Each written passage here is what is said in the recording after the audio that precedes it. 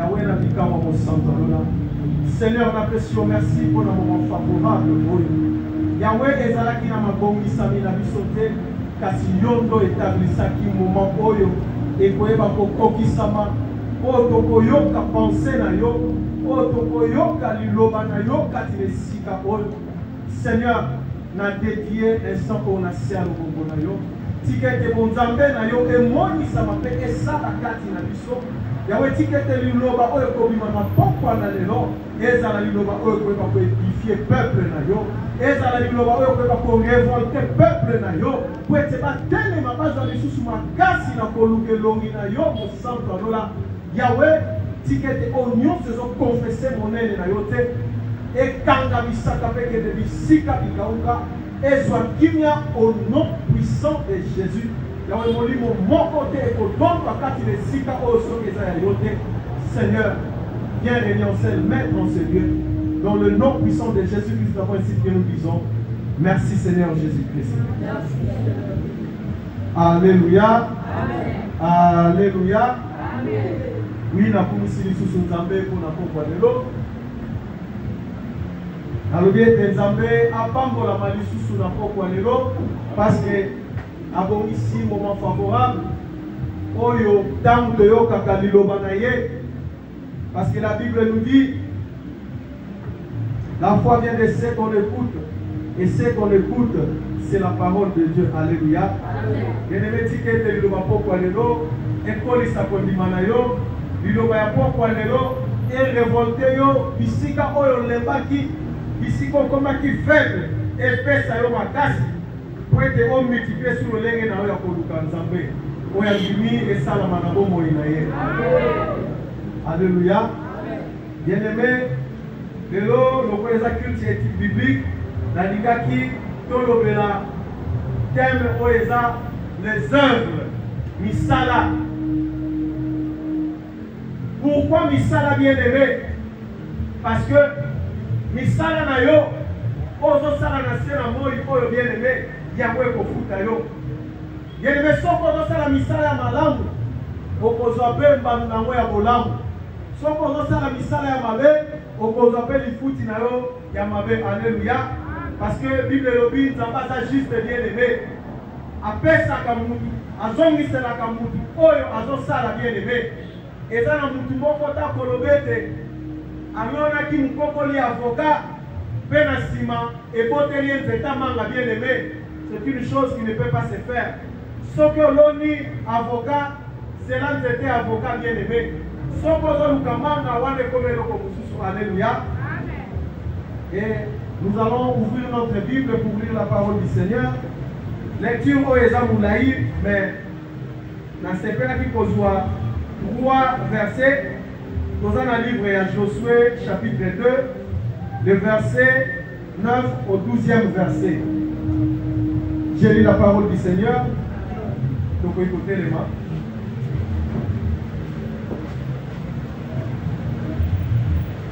Et leur dit, l'Éternel, j'ai laissé, vous a donné ce pays. La terreur que vous inspirez nous a saisis et tous les habitants du pays tremblent devant vous. Car nous avons appris comment, à votre sortie d'Égypte, l'Éternel a mis à sec devant vous les eaux de la mer Rouge. Et comment vous avez traité les 2 rois des Amoréens au-delà du Jourdain, Sion et Og, que vous avez dévoué par interdit. Nous l'avons appris et nous avons perdu courage. Et tous nos esprits sont abattus à votre aspect. Car l'Éternel, votre Dieu, qui est Dieu, en haut, dans les cieux, et en bas sur la terre. Et maintenant, je vous prie, jurez-moi par l'Éternel, que vous aurez pour la maison de mon Père la même bonté que j'ai eue pour vous. Parole du Seigneur. Amen. Oui, Bobana. Oui, bien-aimé, l'histoire de Pokwa Lelo, Pour la baoba mesana kota ma Bible, je sais que basi bayoka mo parce que ça juste des batteries à Bible. C'est l'histoire d'une femme qu'on appelait Rahab. Bien-aimé, qui était Rahab? Rahab était une prostituée. Au Babengi Naningala, Moissi Ndumba. Et Rahab habitait la ville de Jéricho. Pendant que Bana Israël va s'apprêter pour prendre en assaut la ville de Jéricho, bien-aimé, Josué a dit quelques personnes comme espions, qui étaient pour inspecter la ville. Batana, ville les gens l'olengeni, baluka ba point faible de la ville, l'olengeni ba koyi kokota pour attaquer la ville bien-aimée. Et quand ces espions sont arrivés dans la ville de Jéricho, les soldats comprenaient que les Arabes qui n'ont pas de la ville pour espionner la ville. Et les soldats se mettent dans la recherche de Batouana. Bien aimé, la femme qu'on appelle Rahab, elle s'est permis de prendre les espions d'Israël pour bomber dans Katianda Kounaye. Bien aimé, si on continue de tirer au Komona, les soldats qui tirent, ils frapper porte arabe. Vous voyez, Bimisa Batou Bomi Nandaku. Mais bien aimé, elle s'était défendue. Alors, non, Bayaki n'a pas dit mais Nabutu Babima qui va sonner Kessika Baoutaki. Et pas Nanga Batubazate. Et Ayabi si les soldats, si vous avez un poste pour Zabango, pour la Nabango Nzela X, Nzela Bango Bakelele qui est Wana, pour Kakabango sur Kokeno. Or, ayebaki que Batouana a bombaki bango na Katianda Kounaye. Alléluia. Mais bien aimé, qu'est-ce qui a fait que Rahab a bomba Batou Oya yébité? Batou baza même pas de même nationalité naïe. Pendant que Bana Israël, bazali considéré comme ennemi, il y a Bana Jéricho. Parce que c'est là qui Israël a ya kozwabili à Jéricho. Alléluia. Bien aimé, ce qu'on a dit, dans la 9e et la 12e totangi, Bible et lobby, Rahab a zoyé sa espion. Toyoka qui on t'amène à Bino, à Saraki, Outa Bobimaki l'Égypte. Zambaka aussi maille à main rouge pour traverser dans nos colos. Et tant qu'on a commis la main au Jourdain, et ce qui n'a deux rois à Montréal, Oyo Bokanaki. Et tout cela, et ça qui combat dans le peuple à Jéricho. Alléluia. Et Babana qui peut trembler. Mais le corps de la ville c'était une forteresse, c'est ça qui est bien bâtie, bien gardée. Bandima qui dit qu'un jour, Bana Israël va pouvoir votre fille. Alléluia. Et bien aimé, ce que j'ai aimé dans cette histoire, Rahab qui était une païenne, une prostituée, jusqu'à quand on a koyoka histoire, il y a 11 ambassades qui n'a pas en Israël, pendant l'Égypte, si va comme un membre de Jourdain, bien aimé, n'a pas eu Koloba, et ça pour l'Élitéa, et Théa qui est, et permettait qui est, en l'Imélanzambé, parce que Bible lobby n'a c'est, à lobby, j'ai compris que votre Dieu est le vrai Dieu. Kobana Likolo, qui nous a c'est, Azaka Kayemoko, Zambé Amakasi, Alléluia. Qu'est-ce qui a fait que cette femme puisse croire au Seigneur? C'est ce qu'elle avait entendu. Alléluia. Et bien aimé, ce que cette femme avait entendu, c'est comme ce que nous venons entendre ici à l'église, la parole de Dieu. Parce que bon mouton bon la montée m'a bien aimé, et c'est qu'elle a eu quand il a Nzambé. Ceux qui mouton a eu Nzambé, n'a pas bon la montée. Ou bien ceux qui mouton a eu qui misala on Nzamba ça il a qui mouton songolo et qu'on peut côté ailleurs, a bon la montée. Alléluia. Parce que jusque-là, Nzamba Sala qui est le côté de Jéricho. Mais Nzamba Sala qui est le peuple naïe. Mais l'histoire est commise déjà dans Jéricho. Quand l'histoire est commise dans Jéricho, et permettre que Rahab, pour Sala qui prostituée, a bon la motema, à comprendre que Nzamba Israël, il était le vrai Dieu et le Saint Dieu. Alléluia. Et c'est ce qui lui a permis à bon ma bestion. Et bien aimé, quel n'a vu ça les œuvres? Pourquoi les œuvres? Rahab a fait une œuvre et ça qui a Kobomba, bestia en Israël. Alléluia. Même si Bible lobby va souvent quand ça était bien aimé, mais quand Dieu agit, il y a une part que l'Éternel fait, il y a aussi la part de l'homme. Alléluia. Bah, espion, on a ceux qui m'ont dit que si quelqu'un bien aimé, peut-être qu'on a capturé Bango. Mais il a fallu qu'une personne fasse une œuvre pour nous protéger Bango, pour nous sécuriser Bango bien aimé. Et c'est la chose que Rahab avait fait. Malgré que moi Israël était, malgré que Israël était, mais juste parce qu'elle a entendu ce que l'Éternel avait fait, puisqu'elle a cru dans son cœur que l'Éternel est le seul Dieu, il y a moins autorisé qui est à sa geste. Alléluia. Et bien aimé, à Bobby Bestion, la Bible précise qu'il y a beaucoup qui je crois, au niveau du plafond. Après que les gardes ont accueilli, maintenant vous pouvez quitter. Vous êtes en train de mais vous êtes en contraire, il y a des gardes de suite. Mais bien aimé, la bonne chose dans cette lecture, je vous prie, j'irai-moi au nom de l'Éternel, que Mikoro ya Molamu Omana Salé Libino, tant que vous pouvez capturer ville, pour épargner d'Akou ya papa Nanga, alléluia. Mais bien, pourquoi est-ce qu'elle a demandé d'épargner d'Akou ya papa Naye? Parce qu'elle s'était dit, Nana Sali Molamu, et Seigneur ne peut pas foutre Molamu, alléluia. Il y a un mot de les œuvres bien aimées. Rahab a fait une œuvre. Où il permettait qu'il y ait un papa naïe, même tant que vous avez qui Jéricho bien aimé, Bango Bazana qui est épargné. Parce que tant que vous avez un Jéricho, Baboma qui va. Et c'est là qui va vivre dans le vivre comme un Bango bien aimé. Mais à cause de l'œuvre que Rahab avait fait, espion nous te jurons au nom du Seigneur que tant que tu dois vivre, tu peux parler d'un papa naïe. Mais à une seule condition. Soit bandekona nyonso, koti sa bango na ndaku. Mutu akozala libanda mukolo biso tokoya, tango akokufa, makila na ye eza na charge na biso te. Alléluia. Bien aimé, ce qui a permis na bana Israël bandima pour gérer na komba Nzambe, c'était à cause des œuvres bien aimés. Et yonanga lelo tozo benga mabana na Nzambe, tozo ya kati l'église parole de vie, tozo kalilo bana Nzambe. Mais œuvre ni biso tozo sala, alléluia. Yene mena vie na yo, œuvre ni yozo sala, o ezo sepelisa Nzambe. Œuvre ni yozo sala, o eza ke lobi peut-être Nzamba ko se souvenir bien aimé. Œuvre ni yozo sala, o Nzamba ko loba non.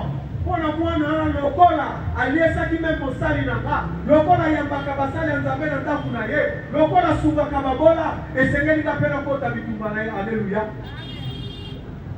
Bien aimé, le fois toyebaka te eza na babitumba mosusu eyelaka biso sans même comprendre que bitumba eza, sans même comprendre qu'il y a un souci, mais Nzambe abundeli yo. Et mingi bien aimé babitumba na Nzambe abundaka soki mutwana azana ba œuvre pour ezoganga. Alléluia.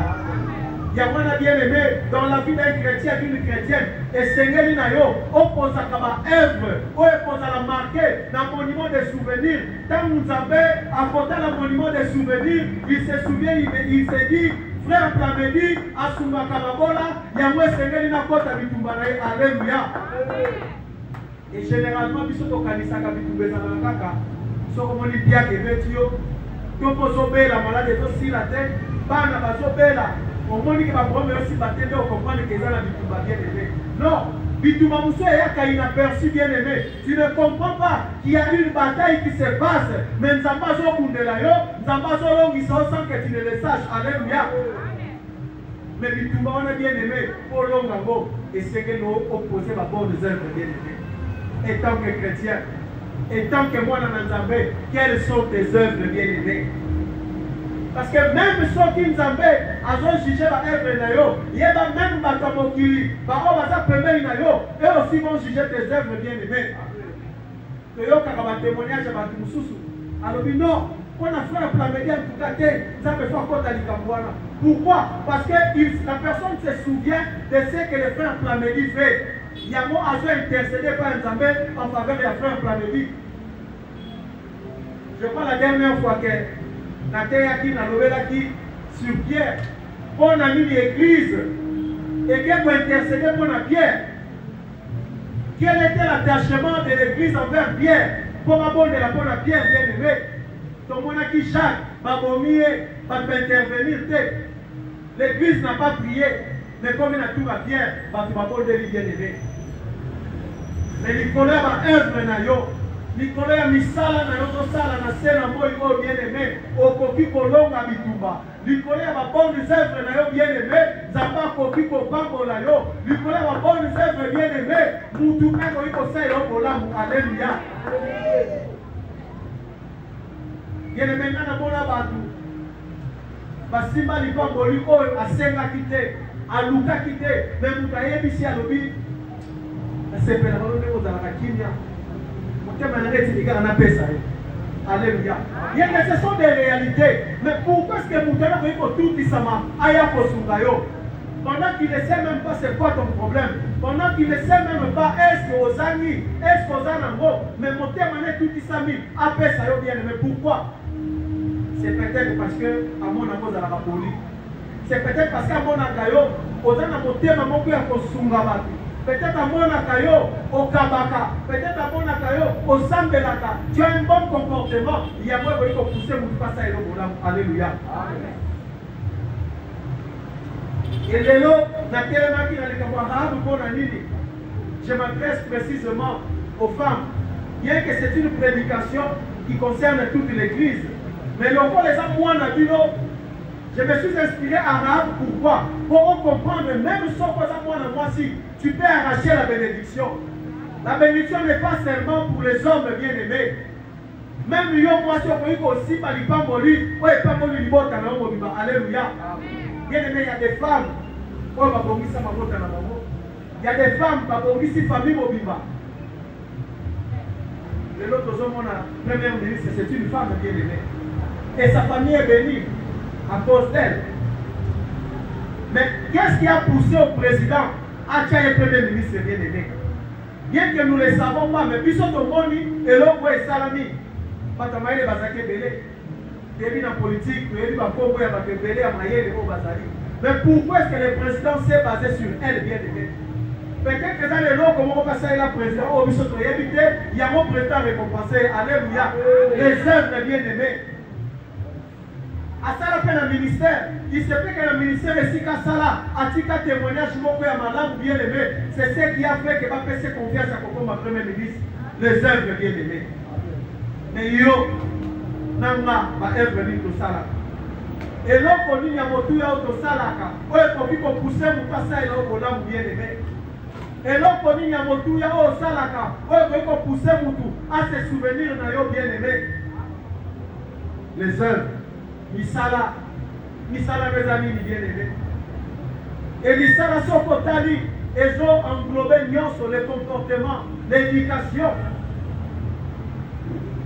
Parce que bien-aimé, ceux qui Misala ne sont pas l'âme, nayebi que aux âmes te bateau à Koloba, à tout ça les bolam bakoyina yo, mais yeba que le corps aux âmes de sala kabolam bien-aimé, tôt ou tard Misala na yoana et Koganga, tôt ou tard tu seras béni à cause de tes œuvres bien-aimés. Ceux qui t'ont mis ils sont Rahab bien-aimé. Moutou au Bible Zolomela, une prostituée. La Bible n'a même pas eu honte de donner sa qualité, de donner son travail bien-aimé. La Bible déclare Rahab la prostituée bien-aimée. Mais l'autre, c'est une femme sans valeur. C'est une femme qui n'a pas de scrupules bien-aimée. Mais la Bible est un combo et à moi si par combien la Bible bien-aimée, non seulement l'Ancien Testament, ceux qui ont mis le Nouveau Testament, au Comona, Paul a l'obéli Rahab. Alléluia. Et bien aimé, quand j'étais en train de préparer la prédication, ça m'a dit qu'on s'en a pas ma recherche, même Jésus, ce qu'on a lu généalogie à Jésus, Rahab est dans cette lignée-là. Alléluia. Une femme qui était prostituée bien-aimée, mais dans ce cas, Yesu Massi a botami après ma descendance évelée, après ma génération évelée. Pourquoi? À cause des œuvres bien-aimées. Moutou a considéré Moutamakamu Yamabe, mais il connaît à bonnes œuvres. Les longs Bibles sont bien-aimées. Elle est devenue une modèle, une femme de foi bien-aimée. Alléluia. Et c'est par là que j'ai compris une chose. Quand la Bible nous dit, une foi sans œuvre est une foi morte. Alléluia.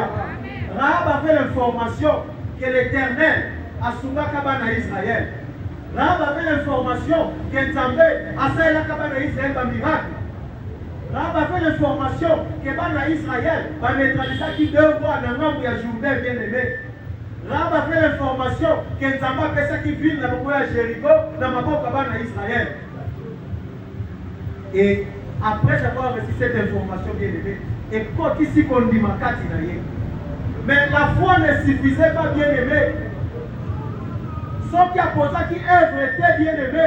Je ne pense pas tant que Israël qui va sauver. Je ne pense pas que sa famille pouvait être sauvée à cause de la foi et pas bien-aimé. Mais puisqu'elle avait accompagné cette foi avec les œuvres bien-aimées, Yahweh Salamiete, Bibota Naye, Ebi Kisama. Alléluia. Et le Sokota dans la lecture au Komona, mais espion Bayebisie, soit Singa Oyo, quand il y a une fenêtre et qui t'a dit des signes au biso tokozanango, tant que tokoya pour détruire une ville, tu comprendre que d'abord tu peux s'y battre. Alléluia. À cause des œuvres bien-aimées. Ceux qui a posé qui œuvre était, Baninga qui va y être même il était bien-aimé. Baninga qui va épargner Nakuna était, Baninga qui va épargner Libota était, mais à cause de ces bonnes œuvres bien-aimées, de Rahab, Abikisi Libota. Alléluia. À la Bible lobi, Rahab Taboba Kibamo. Mais ce qui dit dans la lecture au Komona, na papa na ye, na maman, na bandeko na mibali, na bandeko na abasi Libota na ye mobimba, Babikisa Kibamo. Alléluia. Le salut est venu d'une seule personne. Cette personne qui était prostituée, mais elle a amené le salut dans sa famille. Alléluia. Yon de compassion sur la qualité à on a pas parlé. Et Seigneur, il a comprendre le plus il est en train de poser de bonnes œuvres. Les gens diraient, autour de sa compte, dans la banque et pas un zabé. Donc quand tu poses une bonne œuvre bien aimée, c'est un compte qui est ouvert devant l'Éternel. Et ce compte-là, il y a un monument de souvenirs. Nzamba pour se souvenir dans le bilot pour un bien aimé. Comme nous disons, un bienfait n'est jamais oublié. Alléluia. Il y a des gens qui m'ont dit qu'ils écoutent au salaire au lam, à bonne sanité. Alors oui, les lots qui n'ont pas tambola, et ça grâce à frère Plamedi. Les lots qui peut-être dans un moussala oyo, et ça pour ça, on sait qu'il a bien la kina. À zo reconnaître le bolam oyo salaire la qui est. Et bon, on s'en fait bien aimé. Parce que nous avons un compliqué. On peut se faire moussala le gabalou kério. À tout le monde, il a bien aimé. Mais Nzambe oya bossa na kate, Nzambe oya tala kamitema, Nzambe oya za kesika ba bazo condamné, ya zo compatir bien aimé, a kotika la ka jamais ko bossa na ba œuvre na yo. Bien aimé, le temps que nous avons ici sur terre, c'est un temps qui est précieux. Ce qui tawana au salaire de mon malamu bien aimé, Nzamba kopangola yo, okomona bolamu ya ba œuvre na yo. Mais ceux qui quand on a fait sur la scène, moi bien aimé, autant que si on m'avait, bien aimé, je pense que jusqu'au jour de ta mort, pour dire à comment on a fait, alléluia. Et le temps que tu as de ta vie bien aimé, au sein de la Cameroun, bah œuvre ni aux opposés, na vie na yo. Bah œuvre ni aux opposés, na libota na yo. Bah œuvre ni aux opposés, na quatre églises na yo. Bah œuvre ni aux opposés, na moussale si ko sala ka bien aimé. Les bonnes œuvres bien aimées. Ce qu'on a lui-même si quand on sala ka bien aimé, il connaît ma bonnes œuvres. Ce qui promotion mon foyer, je pense que ma chef va possibler au Moutaliboso, alléluia. Parce qu'ils se souviennent des bonnes œuvres. Va relater X à Zarabotosi. Tant que tu n'as caillé, à ça la mort de l'Obakanaye. Et c'est une personne qui respecte son travail. Donc, à l'issue que promotion, alléluia. Mais bien aimé, quand tu n'as pas les bonnes œuvres, même ceux qui promotion et bien aimé, je ne pense pas que ma copie ça va parce que aux ans de l'eau comme côté au sali, où ils ont marqué, alléluia. Bien aimé, les lots et si quand nous ça là, ceux qui n'ont pas mon sala, je me suis souvenu que ça ne pas bonnes œuvres. Parce que Nabandaka Moussala est comme étant chauffeur. Mais Moutounde a Tinda Gangaï. Il y a beaucoup de chauffeurs. Par exemple, le chauffeur est si quand même à l'obité. Donc, moi, si je vais dans la société, on va en OTT. Mais, nous allons pas belé pour que ce soit bon à la avec si moi, si on a vu, petit, on a le monde de la poli. Ce que tu dis pour la haute service socialité. Alléluia. C'était à cause des œuvres que Atindanga. Et j'étais à la maison, on a vendu dans la Moukaye. Avec si on a vu, soit adresse au Kélé Sikabo, soit au commis. Au moins, la caisse, il y a un magasin, moi, c'est dans la salle. Le banengam la tine. Et bien, c'est comme cela que je suis parti. Et tant que la commune fait si kawana, na coutisseur à mon caisse, même si on a vu Richard à Tindinga. Alors, il y a des chauffeurs là, oui. À présenter, ma part, Libanais, wana. Habiter un chauffeur, bah, tu le lié. Bayami, n'a pas bien. Le solo, les Syries, à Tindinga, papa, n'a pas bon. Papa, n'a pas fait le solo, les bien. Mais tu as un salaire. Même si on a vu dans le salaire. Abina moko sala te na biwi. Abina patamo luka musala yo yao. Ona mbongo eza mukobo ende na musala te. J'ai une famille que je dois nourrir, j'ai une maison à payer, mbongo opesa ngé okokate. Alobina nga va réfléchir. Oh bien aimé, lelo ndenge bato luka misala. Eza difficile mutemo luka musala ke ye kuba ye bisayo va réfléchir. Alors so kene madame a luka mukususu. Bien aimé, na yebisie, yo petit cas pour réfléchir. Na bibi na kei. Na dia ko luka ko kusu na zalaki na mo, mais simbi pété na kena na ndako. Et natala c'est wana caissière ayena ndako. Alobi patron le bilai c'est le na tomo kete pour yoka. Et bien aimé, na tomo na kei to kutani, ayesi na bi ke ti kana merece pour cela. C'est comme cela que j'ai commencé le travail. Mais je me suis dit, pourquoi c'est votre bazaki belé dans le quartier, il a choisi que moi. C'est à cause des œuvres bien aimées. À comprendre que moi, si je n'ai pas ça, ceux qui n'ont pas moutu à ma bête, et pour pénaliser même Moussala, moi, si c'est comme ça qu'il m'a envoyé. Et quand on a commis, on a déjà commencé à travailler.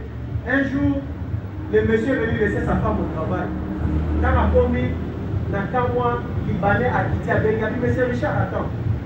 À partir du moment où on approche à du $20 à baisser. Alors, merci pour notre petit là. Et tout cela, c'était à cause des œuvres bien aimées. Il y a de l'eau. Les bonnes œuvres bien aimées, et pour propulser, les bonnes œuvres, et pour comme M. Sika, on a nos commentaires bien aimés. Tous les bien chrétiens, tous les bien mais c'est quoi ton témoignage? Misala na weza nini bien aimé. Batbaye bio mosali na nzambe, batbaye bio maman diaconesse, batbaye bio maman chantre, maman na yebite soki musali osaka à l'église bien aimé. Mais misala nini, témoignage na weza nini bien aimé. Et nzamba salaki na ndenge na ye, tina longwa kote na salaki, ba pesa ba responsabilité mususu bien aimé, c'est toujours à cause des œuvres. Bien aimé, Moutalongwe, chauffeur, à matière à graver l'échelon. Ce n'est pas facile. Mais j'ai compris une chose, c'est à cause des œuvres. Parce que ma tante a ma position nyonso. Par exemple, Moutazu porte-monnaie naé, à boire qui n'a ça qui est en voiture. Aïe, j'aime que la voiture soit propre. Il faut que la cabine c'est donc. Azon poussé au comme Sika, mon moi les alliés. Attends la réaction de vos alliés. Et bien aimé le matin, ceux qui n'ont pas de la suite, le temps du porte-monnaie, la chambre de boîte. Ceux qui n'ont pas de la porte-monnaie, dans les avants. À pour vérifier à côté. À aux hommes, tu as mon poche. Mais je savais que maintenant, pour vérifier, si quelqu'un a la qui a formulé la tara, va bien dire qu'il faut que ça dégoûte. Et quand il a compris que ce n'était pas dans mes habitudes, il y a Koyiba, à cause de mes œuvres, il y a pour ça qui est après sa confiance. Et généralement, les gens qui travaillent chez les Libanais n'entrent pas dans la maison de leur patron. Donc, on retire le bureau, on ouvre la porte, on sonne, on fait 6 millions au balou. Mais c'était différent pour moi. Maintenant, on compte à la chambre, on compte à partout dans l'arbre. On va aller au bangaté, on va dire dans la chambre, on va dire tout bien aimé. On va dire dans la Etsina, qu'il est pour moi, je l'ai oublié, qu'il est aussi que la boue bien aimé. C'était à cause des œuvres. Il y a moi dans l'île. yo mutu ozoyoka maloba oyo soki opozaka baœuvre ya malamu te bien-aimé, il est grand temps toi qui écoutes cette parole pour changer, pour marquer votre œuvre et malamu, parce que ça te donnera une bénédiction, bien-aimé. Et ça ne dit pas que l'on s'en bien-aimé, mais peut-être aussi comme si on a dit, l'icône ya mabe, bien-aimé. Peut-être c'est parce que tu n'as pas un bon témoignage, bien-aimé. Nous savons qu'on propulser yo, à côté de son destiné na yo, bien-aimé, mais tant qu'on a là, ça va très impoli. Oyo, si on a tiré pour la roïba. Oh, si on a tiré pour la macambouébeba, tu vas manquer ta bénédiction à cause de ça. Et ça, c'est la part de l'homme bien-aimé. Dieu t'a donné la bénédiction. Dieu a mis des gens qui peuvent te propulser. Mais yo parle na yo les amis. Parle na yo ça. On marqué à mon bonne œuvre bien-aimé. Comme Rahab, une prostituée. Mais il connaît ma bonne œuvre. Comme on est comme dans la Bible. Je sais que yo n'a pas de l'eau. Comme on a sur la Bible, Bible c'est carrément. Mais au moins, ce que tu pourras faire, bien-aimé, ce que tu pourras faire, Dieu pourra te bénir à cause de tes bonnes œuvres, bien-aimé. Alléluia. Nayebi ke biso skozao, mutazana ni pambolo zamba pesa ye. Biso skozao, tozana lolenge mino zamba ko propulser yo, oko matina destiné na yo. Mais peut-être que ce que je tardais, bien-aimé, ni talanam, talapan na yo. Et ça fait un message que soit dans la misakoli, dans la bandoto. Que Zamba lobi, après ce Moussala Malam, Zamba lobi, a pas molio. Mais bien-aimé, ce qui s'en pourquoi? Peut-être que ce soit un bon œuvre, bien-aimé. Et nous voulons décider, on va la bonne œuvre, bien-aimé. Ça sera peut-être le jour où tu seras propulsé vers ta destinée. Alléluia. Parce que nous ne sommes plus au temps de la manne, bien-aimé. Oh, peut-être que Nzambé, c'est quelqu'un qui t'a mboule la manne, aussi, bien-aimé. Mais Nzamba, vous avez pambo na yo à travers Moutou. Nzamba, vous avez pambo na yo à travers les solos. Nzamba, vous avez pambo na yo, nous connaissons la bonne œuvre na yo, bien-aimé. Mais quand nous posons la bonne œuvre, on a la seule qui Nzamba, vous pambo na yo, bien-aimé. Nous sommes en train de prier. Nous sommes tous les temps à l'église. Nous sommes en train de gêner. Mais peut-être bien-aimé, et nos amis, et ça va pas nous aider. Au coquille qu'on gêner, au coquille qu'on y a du matin au soir à l'église, bien-aimé. Mais si tu n'as pas de bonnes œuvres, bien-aimé, comment est-ce que l'Éternel pourra se souvenir de toi? Les œuvres, bien-aimé, ils sont là. Mitalana nous-mêmes, si vous vendaka. Quel est le témoignage? Bien-aimé.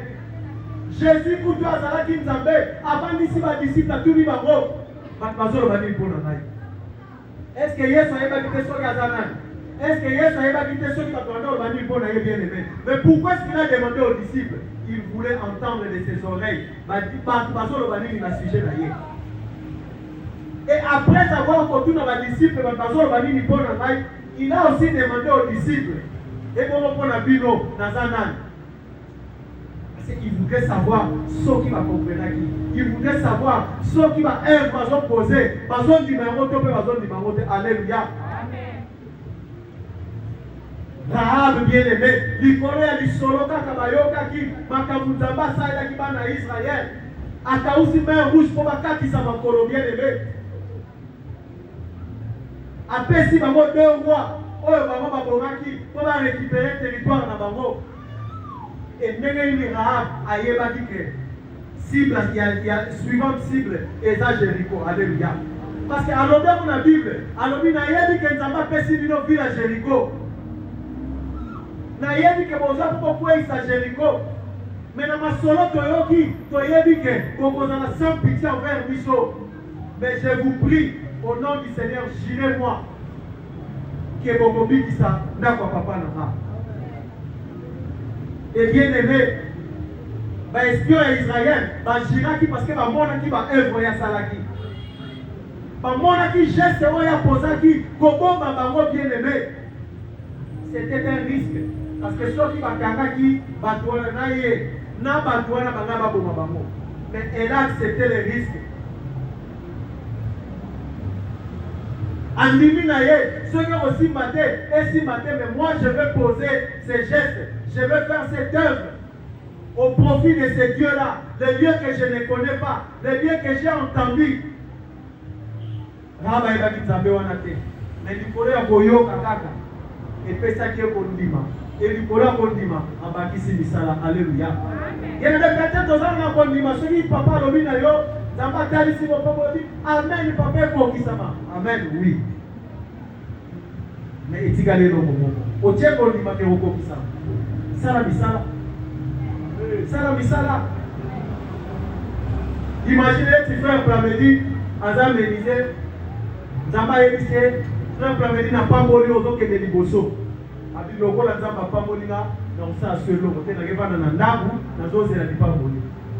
Il y a les aussi pas moli parce que Dieu a fait sa part, Dieu t'a béni. Et toi, fais les œuvres. Sala musala. Parce que c'est à partir de ce travail peut-être que l'Éternel va te bénir. Ne ozo sala mutumo azo de kasepeli ka lelo omo se la télévi. Papa yom to sala lelo oui. Vous votez que là oui, combien de temps mais moi aussi battre on a besoin de 100. Alléluia. Et bien imaginez un peu ce que l'on connaît pour payer ça y est, bénéfice il y a $100. Ce que vous avez dit ça la 100, ça fait combien? C'est $10,000. À pas pour la muka pas pour la mité. Pourquoi les œuvres? A su œuvre à sali et l'homme où est mon ami soit battu. Yango pe e attiré muto banaki kolega atelema atuna asoba bien levé mais soka sala ki amote muta koye koyate muta koye pe kotuna te les œuvres bien aimées dans la chrétien de non te donc marquer dans la mission avec les bonnes œuvres bien aimées c'est ainsi que l'Éternel va nous bénir. Quand tu ne marques pas les temps sur la terre, les temps que l'Éternel t'a donné par de bonnes œuvres bien aimées, il est difficile que tu sois béni. Alléluia. Bien aimé, ceux qui toquent dans le Nouveau Testament, dans mon Kanda, il y a Hébreu, le chapitre 11, le verset 31. Voici ce que déclare la Bible.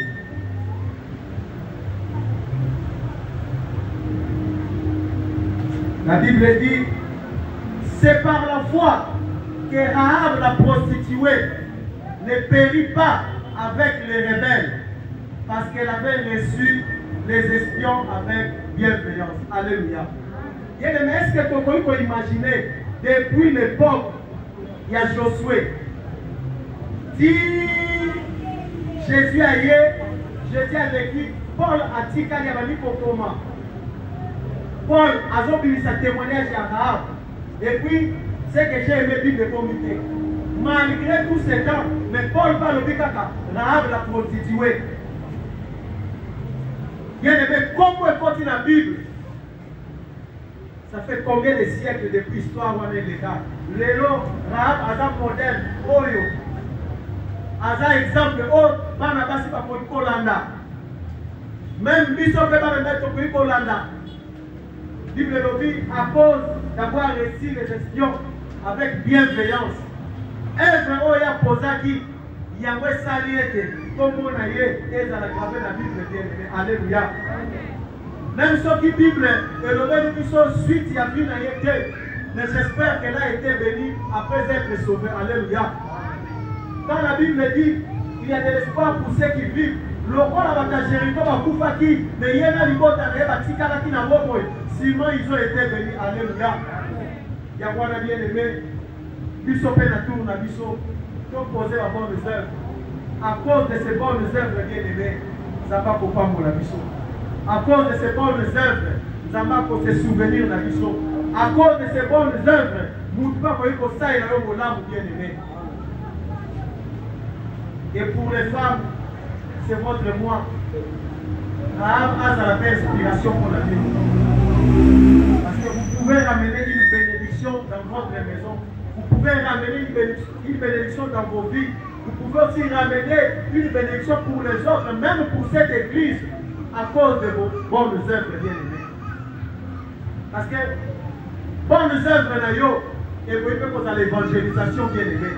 Mutu pa ko ipo lo mesika azali asambelaka te alobina ke ndokosambela l'église ya basere wana parce que namonaka ye azalaka malamu parce que namonaka ye asungaka bato aza kotema malamu bien aimé. Ça fait partie de l'évangélisation. Alléluia. Tike te nzambe apambola yo mutu okomprendre matin ya pokwa lelo. Prions le Seigneur pour le Nzambe. Merci pour la malouba ya pokwa lelo. Seigneur Dieu Tout-Puissant, Père de gloire, Yahweh, merci pour la matière Yahweh, tika ete matière pour le Seigneur, et à la graver au fond, il y a mitema ya moko na moko.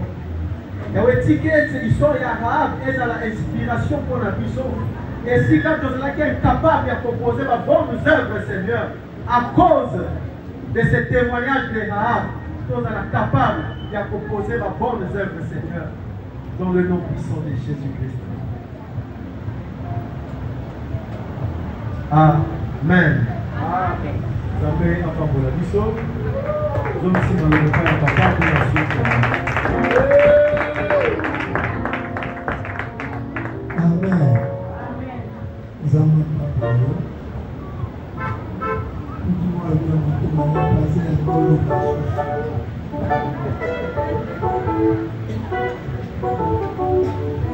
Côté à l'objet, suite à la yable, et pays de Moshipé, mais suite à la yable des amis, l'évangile selon Matthieu, chapitre 1er. L'autre m'avait parlé de la généalogie.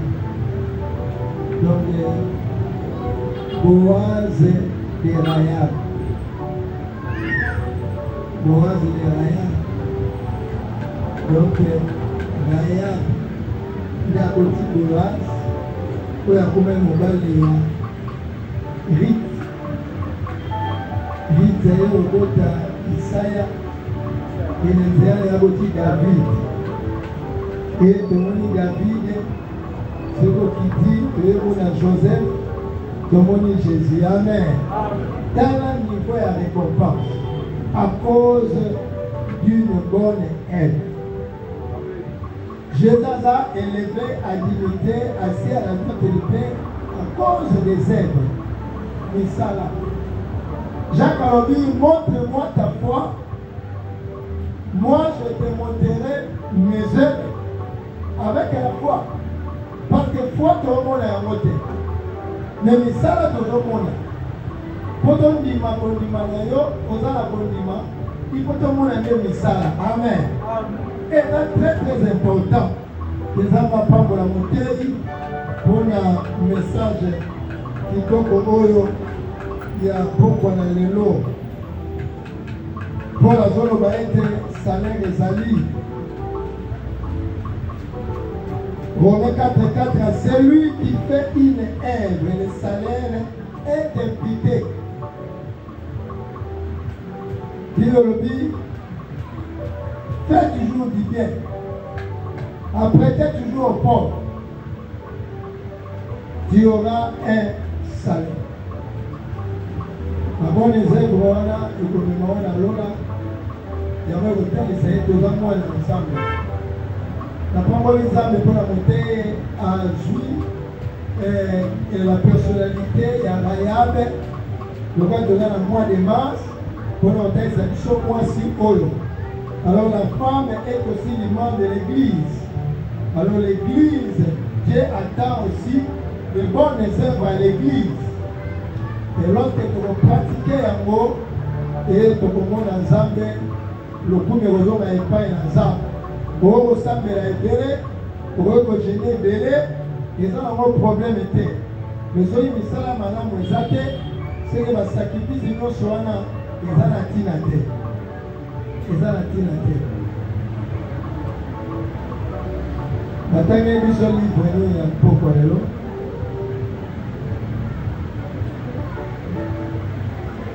Livre qui va t'enlever dans ce élément. Je te connais.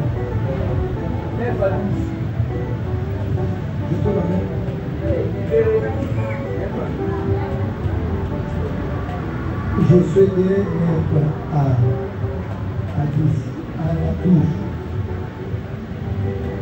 Moi, je suis à la Kimosandouba, pour le salanaye, et Bidisiye. Yemo Kakate, Nani Motanaye. Pour moi, témoignage, papa a pessi, Néni a joué Moussala. Alors, ce yo de Tini, au Kéboïba, avec comme problème, le pasteur a dit la division Moutou. Non, ma pasteur a dit la division Moutou.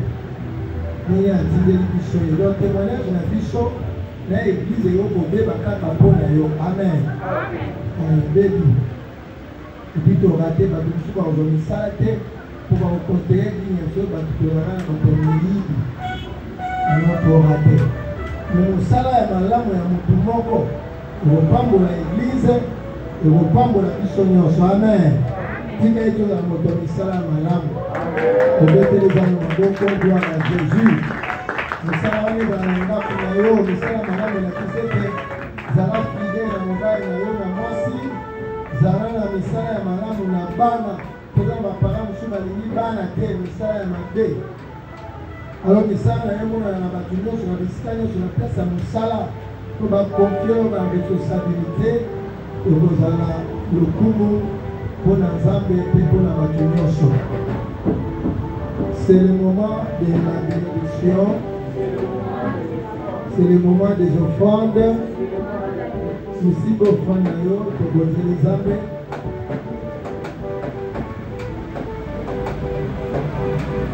Prenez la route que tu offres l'église et la bleu et la foncée. Que tu offres la bouteille. Zame à Pambolayo.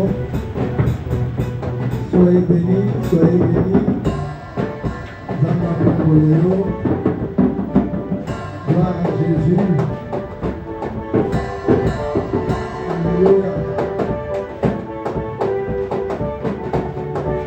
Gloire à toi, Seigneur. Soyez bénis.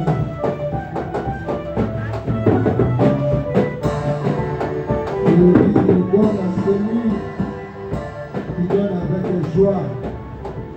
Kolemba kosambela te, kolemba kopesa nzambe te, kolemba kosalela nzambe te, po etasalelaka biso mikolo nyonso. Nzambe apambola yo lelo eza mercredi lobi eza jeudi eza kitu de famille tozala kompani na bamai na biso tozalaki chaque jeudi tozala service ya mai soki osaleli yango esilaka mercredi jeudi oyo na mai mosusu elo osambela yango pamba te conviction wana se po un temps ota mosusu oyo na mois d'avril ozala te na jeudi ya mois de mars ozoya nango tozosalela yango mai wana ozosokola mai wana ozomela ozosala nyonso okoki na ndako na lopango place otekaka na misala et avec de la foi etomona nini nzambe akosala biso église ezopréparer une activité à jeunesse et puis l'autre activité à bamama toza na mois de la femme cette semaine samedi dimanche les 14 et les 15 une femme de bon sens. Déjà l'internet, de publier en haut, toute l'église déjà à samedi à 16h. 19h30, dimanche, vous savez, dans ton mot d'aujourd'hui, prier à 16h30, 19h30. Tout là, la maman m'a dit, Awaze, tout là, la maman Lina, tout là, la maman m'a dit, Tabala, maman dit ça tout, par côté à Bissot. Na lolenge ya mwasi ya bizaleli ya malamu tozala wana tosensibilize les bouches à l'oreille eza mpenza important nalekai na nzela lelo nde natamboli namonaki dimanche ndeni bakama balumaki to bakama puta lelo bazonai na bango baloma mike kama bangoto bajine bakilote tusa to babosai na bango même si ondemonyai na bitala babosai na bango bazona bango mibali donc c'est ça oke mama puta wana ekokisaka biso tolingaka kitoko loba tolingi koanvie kokweyisa bato ifokanga nzoto po amona yo mpe mosusu alati bongo ebebisi ye somoye tope conseil eza te otilieka ndenge wana oke alati na ye robe eliputana bibina ete moko aleki biloko bakanga dadi Obinisi pe nzoto niente me otikela yango. Activité mosusu ya jeunesse le 28. Tomonaki yango son de la trompette eza mpenza bien bagene tokosangana le 28 tokocélébrer epuis tolobaki dernier dimanche ya mois tokozala awa malgré tozala na rifeme na pokwa me na kita ntongo na biso tokoclôture mois de la femme tokotala ndenge eza mosu na biso naki mois na to tozala bien mpona kocélébrer journée na biso ya femme. Alors la jour activité va protocole toyebi kaka ndenge tokoboma bayembi tout ça ekozala bien. Zwa engagement ya kosalela nzambe misala oyo osalela nzambe yango nde kofuta yo kozala mondimi simple te ezala engage na département songolo mpe pakala. Topesaki annonce mpona loyer eza bandeko bazotuma enveloppe ya loyer ezongi te eza bandeko baproteria quand même tozwaki 120 dollars au lieu de 330 otuzwi 120. Alors contribution ya loyer eza toujours faible etosala effort wana ezala souci ya biso nyonso ezala mpenza bien. Alors soki osali mathématique osali bacalcule osepose baquestion de baloyer ezokutama ndenge nini. Alors tobunda yango mpenza sala yango malamu nzambe akopambola eza ça fait partie na mabone zele. nalobana na bato kozela te elanga ya motu mosusu yokende kobuka yango obuka te. motu nyonso akobuka na oyo azolona na elanga te ye. Bibele oyo aloni moke akobuka moke aloni ebele akobuka ebele eza baprincipe divin seigneur tosalela yango. Alors kopesa ezalaka proportionnel par rapport na oyo nzambe azopesa yo mpe okopesa ndenge moko te na motu azangi eyo kopesa ndenge oyo nzambe azopesa yo. ozala bien le dimanche na kofélicité église mpona social cette fois-ci ezalaki bien likanisi ya baprotocole mpona koti na bengi plateau namoni na ai namoni na kiku namoni batogo namoni mungwa nabi provision koti c'est ça. Lorsqu'il y a la joie, Dieu bénit. Dieu bénit. Mais ça n'a aucune parole de vie au long de la mabangate, na basendete, mais na mabele mangam. Et au bout à un mot, parce que prière dans des alliés, dans ma pambo la église, la parole de vie, peut être pambo. Na sala oyo, tozo, au sal. Le gomo, ils ont un paille ensemble. Ozwaka enveloppe ya loyer te enveloppe ezali obombi yango ozongisa yango ti le 5 avril kala ndenge wana. Amen. Totelemi likolo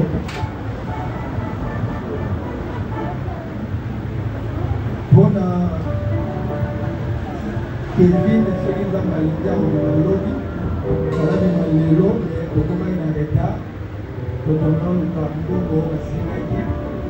Dieu merci na libération biso nabandi lobi na 10 heures plus tard les après-midi Kevin alibimaki lobi tokomisela nzambe mpona songi biso mpona ndeko oyo.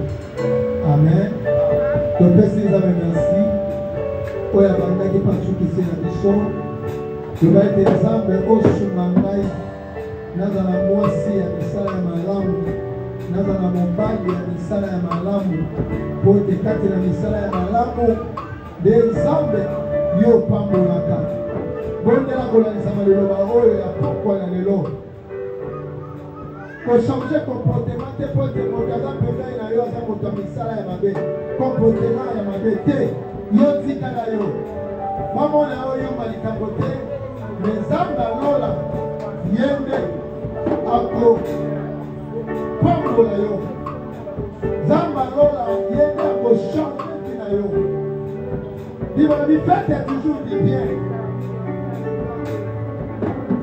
Que votre foi soit accompagnée avec de bonnes œuvres. Que ça la misala malamu ezaki yuma matin, mais tu le fais parce que tu aimes Jésus, parce que tu obéis à la parole de Dieu, parce que c'est un commandement et ça glorifie l'Éternel. Zamba Pamulayo. Bondela pour la mouton de l'eau, tout à l'heure, on va ensemble. Zamba Bébélé, on va bombarder. Mokola robi, tokola sukati na we sika, tokola pour la mabota, tokokumisa lisusu nzambe na biso, tokola ya kombo na Yesu, alléluia. Gloire à Jésus.